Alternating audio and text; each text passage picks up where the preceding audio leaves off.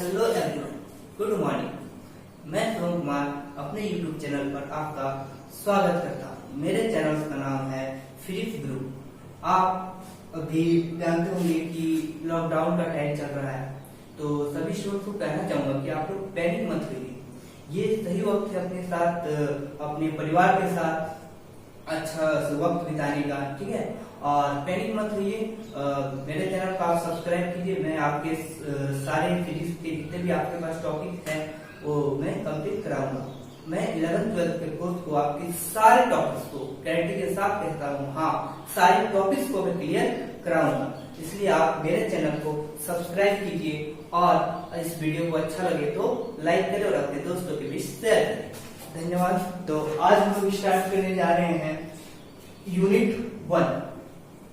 Yes, आज हम लोग का स्टार्टिंग है यूनिट 1। आज मेरा पहला वीडियो है। आशा करता हूँ कि आप लोगों को अच्छा लगेगा। आप लोग घर पे रहिए, सुरक्षित रहिए। चलिए स्टार्ट करता हूँ। आज के जो हम लोग टॉपिक है वो है यूनिट 1 स्टार्ट करने जा रहे हैं, ठीक है, जिसका नाम है इलेक्ट्रोस्टैटिक्स। यस, इसका नाम है इलेक्ट्रोस्टैटिक्स। ये कितने मार्क्स के पूछे जाते हैं तो आप लोग बता दिए। यूनिट 1 और यूनिट 2 दोनों मिला के आपको 16 मार्क्स के पूछे जाएंगे। तो आप मान सकते हैं कि इससे 8 मार्क्स लगभग पूछे जाएंगे। तो चलिए स्टार्ट करते हैं हम लोग इलेक्ट्रोस्टैटिक्स। आप लोगों को दिखाई दे रहा होगा कि इलेक्ट्रोस्टैटिक्स जो है वो बेसिकली 2 वर्ड से मिलकर बना है। देखिए इलेक्ट्रोस्टैटिक्स 2 वर्ड से क्या क्या है, इलेक्ट्रो एंड स्टैटिक्स। आप लोगों ने इलेक्ट्रिक वर्ड सुना होगा। इलेक्ट्रिक का फंडामेंटल चीज होता है चार्ज। अरे भाई ये क्या है, चार्ज। एक नया पॉइंट आया है, इसको मैं समझाऊंगा।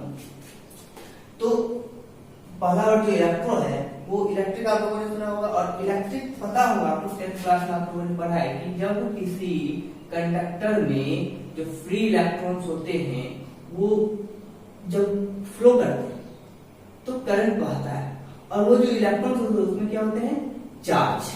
तो बेसिकली हम लोग जान सकते हैं कि इस चैप्टर में हम लोग चार्ज के बारे में पढ़ने वाले हैं।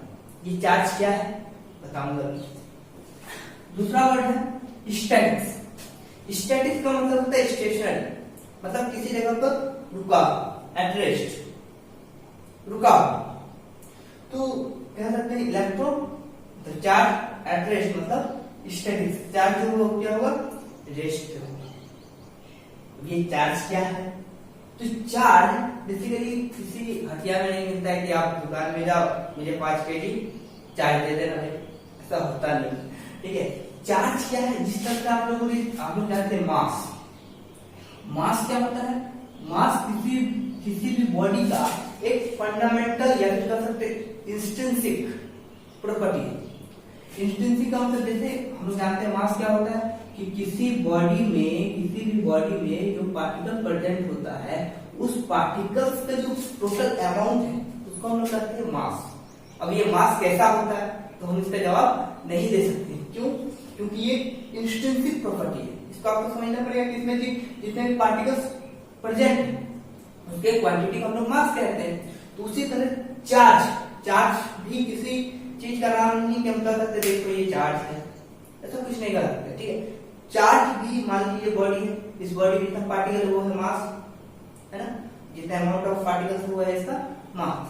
अब इसमें चार्ज कब आ जाएगा, चार्ज की बात कर रहे हैं तो चार्ज कब आएगा, चार्ज जो है वो भी एक फंडामेंटल प्रॉपर्टी। ये चार्ज कब आएगा, जब इसमें से कोई इलेक्ट्रॉन जो बाहरी सेल में इलेक्ट्रॉन होती वो या तो निकल जाए या तो इसमें एक्स्ट्रा इलेक्ट्रॉन आ जाए, तब हम कह सकते हैं हाँ इस बॉडी पे एक प्रॉपर्टी आ गया है जिसको हम कह सकते हैं हाँ ये बॉडी चार्ज हो चुका है। तो बेसिकली जहां चार्ज का नाम नहीं है तो कह सकते हैं कि इलेक्ट्रॉन्स। तो फंडामेंटल चीज आया क्या, इलेक्ट्रॉन्स। तो चार्ज कितना होता है, इलेक्ट्रॉन। बाद में चर्चा करेंगे चार्ज क्या है, प्रॉपर्टी है। तो चलिए स्टार्ट करते हैं। सबसे पहले जो है इलेक्ट्रोस्टैटिक्स, इसका डेफिनेशन हम लोग समझते हैं।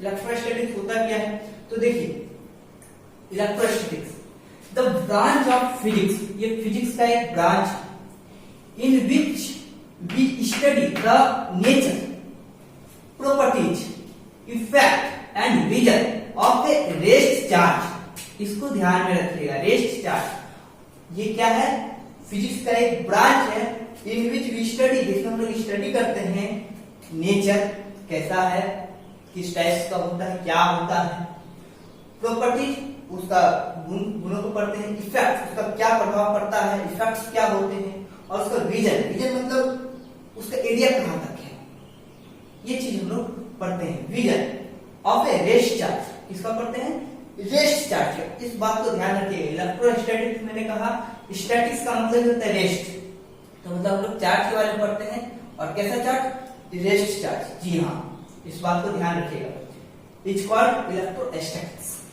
तो इलेक्ट्रोस्टैटिक्स का मतलब आपको समझ में आ गया होगा, ये दो वर्ड से मिलकर बना के बता दिए।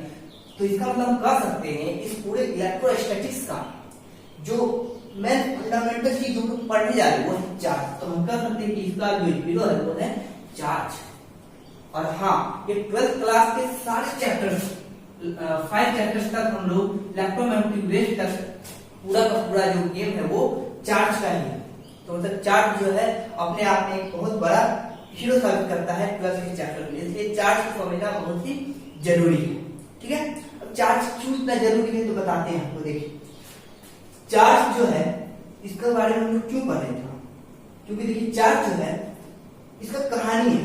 क्यों कहानी है, क्योंकि ये जब बैठे रहता है तो कुछ एक चैप्टर चलना शुरू करता है तो कुछ चैप्टर, और जब चलने में भी दो तरह का, यदि वह यूनिफॉर्म मोशन करता है तो एक चैप्टर, और यदि वो एक्सेलरेट करता है मतलब उसके स्पीड में चेंज होता है तो एक चैप्टर।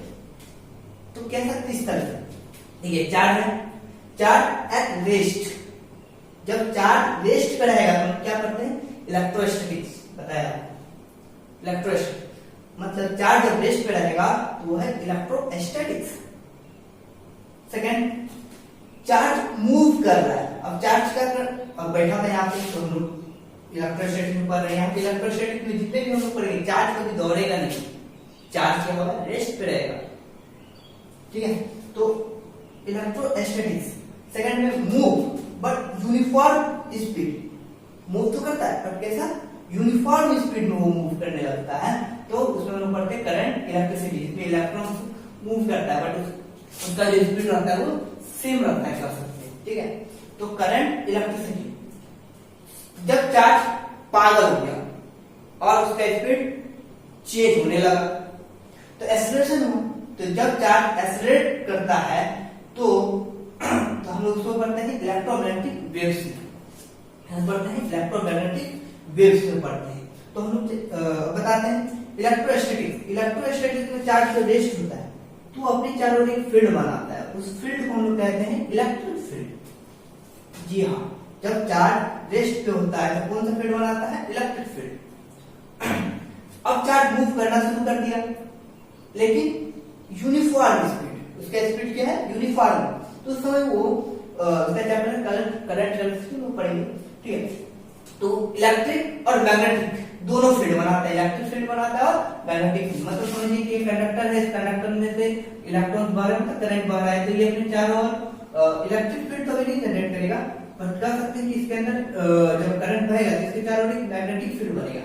बट यदि इसके सरफेस पर कोई एक्स्ट्रा इलेक्ट्रॉन जो निकले हुए रहेगा तब इसमें ऐसा समझिए कि आप ऐसा समझिए एक इलेक्ट्रॉन से वो इलेक्ट्रॉन मूव कर रहा है बट यूनिफॉर्म स्पीड से।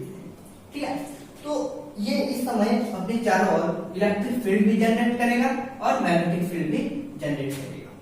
समझिए दोस्तों। थर्ड क्या है, एक्सेलरेटिंग। अब चार्ज पागल होना शुरू हो गया तो इसका मतलब इसका स्पीड भी चेंज हो रहा है। तो ये हो गया इलेक्ट्रोमैग्नेटिक वेव्स। क्या हो गया, इलेक्ट्रोमैग्नेटिक वेव्स। मतलब बहुत सारे वेव्स छोड़ते हैं, एक्सरे, गामा रे, ठीक है, ये सब हम लोग रेडियो वेव ये सब लोग पढ़ेंगे। ठीक है, उस समय क्या करता है, जब कोई चार्ज, एक चार्ज है मूव हो रहा है बट उसका स्पीड जो है वो कांस्टेंट नहीं है, मतलब एक्सेलरेशन होना शुरू हो गया। ठीक है, तो अपने चारों ओर इलेक्ट्रिक फील्ड जनरेट करता ही है, इलेक्ट्रिक फील्ड जनरेट करता ही है, मैग्नेटिक फील्ड भी जनरेट करता है, साथ ही साथ कुछ वेव्स भी छोड़ती है। ठीक है, ये जो हम लोग पढ़ेंगे इलेक्ट्रोमैग्नेटिक वेव्स। ठीक है, तो इस तरह से हम देख सकते हैं कि चार्ज जो है वो तीन तरीके से जब रेस्ट पे होता है तो कुछ मूव करता है तो कुछ है, ठीक है। तो इस तरह से हम लोग पढ़ेंगे, ठीक है। तो इसमें आ गया सबसे पहला जो चीज आया वो आया चार्ज। तो इसका मतलब हम लोग चार्ज के बारे में बहुत कुछ जानना है, ठीक है। तो चार्ज के बारे में हम लोग, ठीक है, चलिए। बहुत किसी को डाउट होगा इलेक्ट्रोमैग्नेटिक वेव्स के बारे में। इलेक्ट्रोमैग्नेटिक वेव जैसे कि ये समझिए कि आप रिमोट दबाते हैं और वहां चैनल चेंज हो जाता है। क्यों होता है ऐसा, कैसे हो गया? तो क्योंकि जो आप रिमोट दबाएं तो उसमें से कुछ वेव्स निकलती है और उस वेव्स का नाम है इंफ्रारेड, ठीक है, हम पढ़ाएंगे इलेक्ट्रोमैग्नेटिक वेव्स में। तो वो वेव्स जाके वो सिग्नल्स को ले जाती है, कैरी करती है और उस सेटअप बॉक्स को इन्फॉर्म करती है कि चैनल चेंज हुआ है, चेंज कर देती है। तो इस तरह से वेव्स का काम होता है और बहुत सारे जो कम्युनिकेशन सिस्टम में भी इलेक्ट्रोमैग्नेटिक वेव्स का यूज होता है। चलिए हम लोग सबसे फंडामेंटल चीज है चार्ज, ये जो हीरो है इसके बारे में हम लोग पढ़ने जा रहे हैं, ठीक है। ध्यान दीजिएगा दोस्तों, चार्ज चार्ज क्या है? तो ये प्रॉपर्टी है, मैंने पहले कह दिया है, जिस तरह से मास एक इंस्टेंसिक प्रॉपर्टी है। कौन सा प्रॉपर्टी है? इंस्टेंसिक। इंस्टेंसिक मास, उसी टाइप का चार्ज भी क्या है?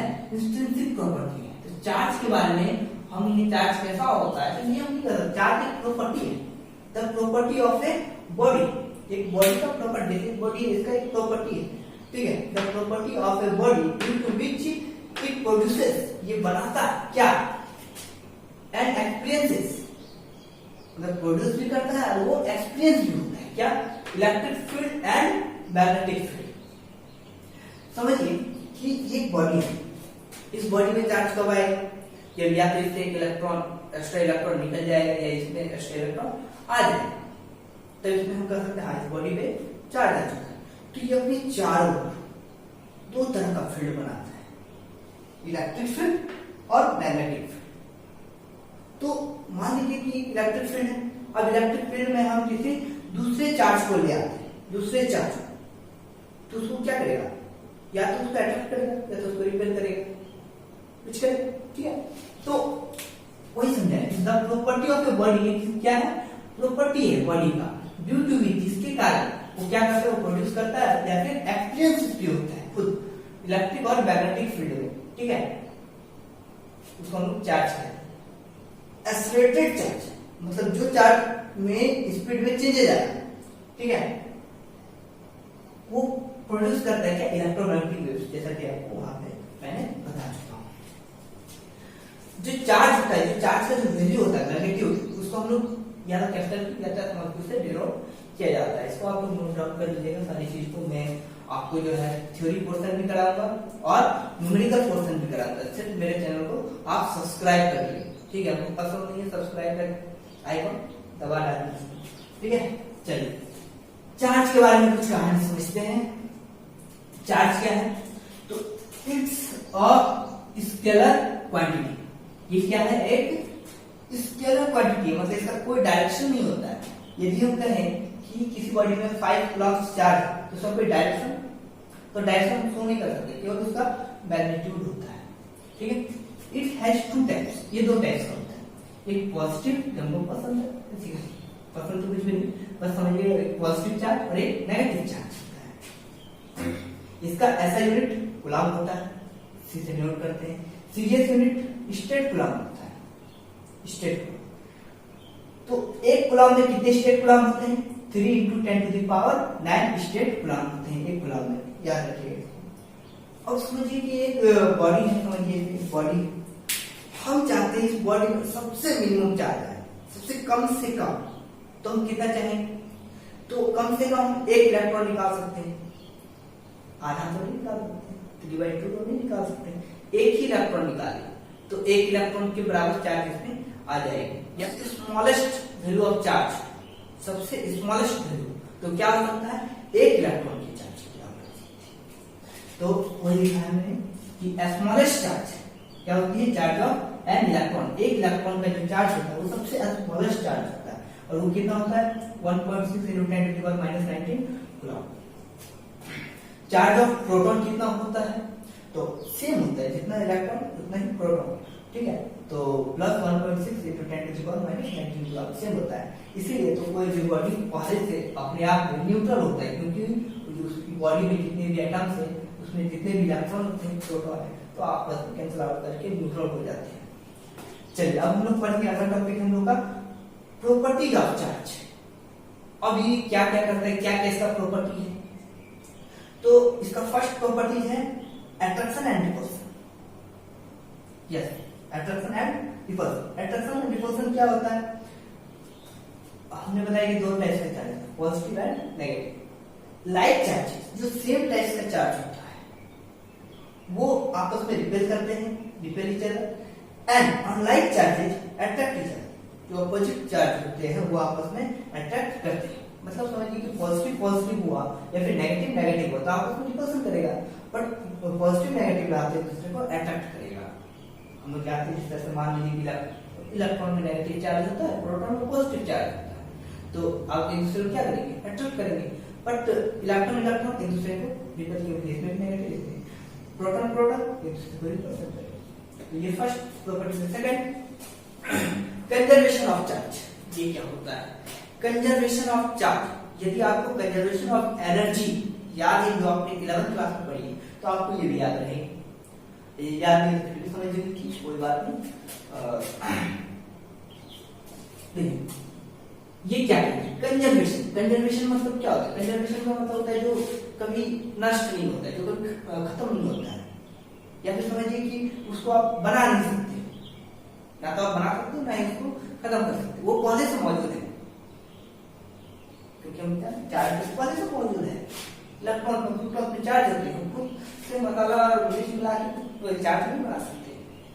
समझिए तो कंजर्वेशन ऑफ चार्ज क्या है, तो charge can neither be created, charge को आप बना नहीं सकते, नॉर बी डिस्ट्रॉयड, ना ही बर्बाद कर सकते हो, खत्म कर सकते हो, नष्ट कर सकते हो। इट ओनली कैन ट्रांसफर, इसको केवल हम लोग ट्रांसफर कर सकते हैं from one object to another object, मतलब एक ऑब्जेक्ट से दूसरे ऑब्जेक्ट में हम ट्रांसफर कर सकते हैं। इस मान लीजिए क्यू है चार्ज, इस चार्ज को हम उस पर ट्रांसफर कर सकते हैं, क्यों ट्रांसफर बना भी नहीं सकते हो। Next, quantization of charge. ये बहुत इंटरेस्टिंग है, समझ में आ जाएगा, बहुत इजी है। कहीं कहीं आपके यहाँ जेड दिया रहेगा तो कोई बात नहीं, एक ही होता है, इसलिए आप ऐसे लिख सकते हो, जेड भी लिख सकते हो। तो क्वांटाइजेशन ऑफ चार्ज ये क्या होता है, समझिए कि मान लीजिए बॉडी है, इस बॉडी पे हम चाहेंगे मिनिमम चार्ज आपको पता है कितना हो सकता है, तो 1 इलेक्ट्रॉन निकाले, या तो हो सकता है 2 इलेक्ट्रॉन निकाले, हो सकता है 3 इलेक्ट्रॉन निकाले, क्या हम हाफ इलेक्ट्रॉन निकाल सकते हैं, क्या हम 3.5 निकाल सकते हैं, क्या हम तोड़ के नहीं तो ये दे सकते इलेक्ट्रॉन। तो समझिए क्वांटाइजेशन ऑफ चार्ज तो क्या कहता है, the value of total charge, the value of total charge present in a body is equal to the multiple integer of charge of an electron। मतलब किसी बॉडी के जो टोटल चार्ज होते हैं वो एक इलेक्ट्रॉन के मल्टीपल इंटीजर्स के इक्वल होते हैं। मल्टीपल इंटीजर्स मतलब समझिए कि मान लीजिए एक बॉडी है, इस बॉडी पे मान के चलिए कि 1 इलेक्ट्रॉन, तो इस पे कितने चार्ज, तो 1 इलेक्ट्रॉन, 2 रहे तो 2 के बराबर, 3 रहे तो 3 के बराबर, 3 रहे तो 3 के बराबर। इस तरह हम हाफ नहीं कर सकते, जो भी होगा वो एक पूरे अपने आप, और ई का हम लोग जानते हैं 1.6, तो इसका मतलब कर सकते हैं, या फिर ऐसे भी कर सकते हैं कि इलेक्ट्रॉन वहां से निकाले तो पॉजिटिव आ जाएगा, एक्स्ट्रा इलेक्ट्रॉन तो नेगेटिव और निकल गया तो वही कहा है कि the value of total charge का जो वैल्यू होता है वो प्रेजेंट होता है किसी बॉडी में, वो किसके इक्वल होता है, तो multiple integer of an electron, एक इलेक्ट्रॉन की मल्टीपल इंटीजर, 1 2 3 4 5 कुछ भी हो सकता है कल, ठीक है। तो देखिए क्यू का वैल्यू क्या होगा, प्लस माइनस एन, मतलब यदि एक्स्ट्रा इलेक्ट्रॉन आया तो हो गया वो एन माइनस एन, यदि वो इलेक्ट्रॉन निकल गया तो हो जाएगा प्लस एन, ठीक है। एक चीज मैंने यहाँ बताया कि मिनिमम जो चार्ज होता है स्मॉलेस्ट चार्ज, ये डिजिटल होता है, चार्ज ऑफ एन इलेक्ट्रॉन कितना होता है 1.6। हालांकि क्वार्ट्ज की भी बात होती है, लेकिन क्वार्ट्ज के बारे में हम लोग को नहीं पढ़ना है। फिलहाल हम लोग को यदि एस्मोलर चार्ज पूछे तो हम लोग को चार्ज का इलेक्ट्रॉन की समझना है, ठीक है। तो अब आगे हम लोग क्या है, क्वांटिटी इनवेरियंस ऑफ चार्ज, ठीक है, सुपरपोजिशन ऑफ चार्ज। अब हम लोग क्वांटाइजेशन ऑफ चार्ज के बाद 4 नंबर हम लोग पढ़ेंगे इनवेरियंस ऑफ चार्ज। वेरी का मतलब होता है चेंज, और इनवेरियंस का मतलब होता है कि जो चीज चेंज ना, ठीक है। तो इनवेरियंस ऑफ चार्ज मतलब चार्ज जो होता है वो वेरी नहीं करता। किससे वेरी नहीं करता है?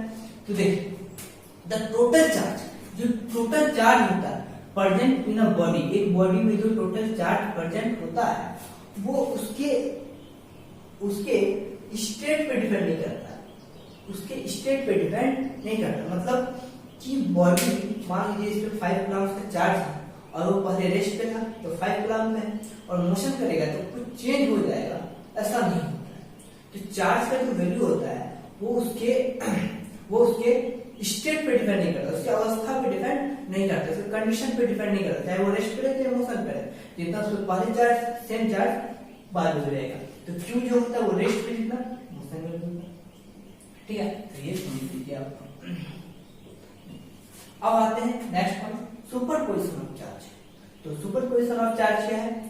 If different charges is given to a body, यदि हम किसी बॉडी पे डिफरेंट चार्जेज देंगे, समझिए इसको, मान लीजिए बॉडी है, इस बॉडी पे हम डिफरेंट चार्ज दे रहे हैं, 5 कूलम्ब -3 कूलम्ब +9 कूलम्ब -4 कूलम्ब, इस तरह से हम अलग अलग। तो हम कहेंगे बताओ इस बॉडी में टोटल चार्ज कितनी है? तो आप बोल सकते हैं 5 डायरेक्शन तो होता नहीं, इसके अलग क्वांटिटी। तो 5 - 3 + 9 - 4, तो 9 5 14, तो 14 - 7 = 7 कूलम्ब इस पे चार्ज आ गए, टोटल चार्ज हो गए 7। तो हमने क्या देखा, इसमें से टोटल चार्ज जो था वो क्या अलजेब्रिक सम है। अलजेब्रिक सम कहने का मतलब है ये कि प्लस और माइनस हम लोग अलजेब्रिक सम कहते हैं। तो प्लस था तो ऐड हो गए, माइनस था तो माइनस। तो देखिए, तो इसमें बोल सकते हैं कि प्लस। तो देखिए superposition of charge, if different charges is given to a body, यदि हम एक बॉडी पे डिफरेंट चार्जेस देंगे, ठीक है, तो total charges then total charge present in the body is equal to the algebraic sum. अभी कहा कि टोटल चार्ज का जो होगा वो किसके इक्वल होगा? तो algebraic sum of the given individual charges, जो हम अलग अलग चार्जेस दिए, इंडिविजुअल चार्जेस दिए, उसके अलजेब्रिक सम के इक्वल होगा। तो आज के जो क्लास है उसमें हम लोग यूनिट 1 इलेक्ट्रोस्टैटिक्स से स्टार्ट किए हैं, जिसमें हम लोग कवर किए चार्ज। पहले तो इलेक्ट्रोस्टैटिक्स के बारे में हम लोग समझे, इलेक्ट्रो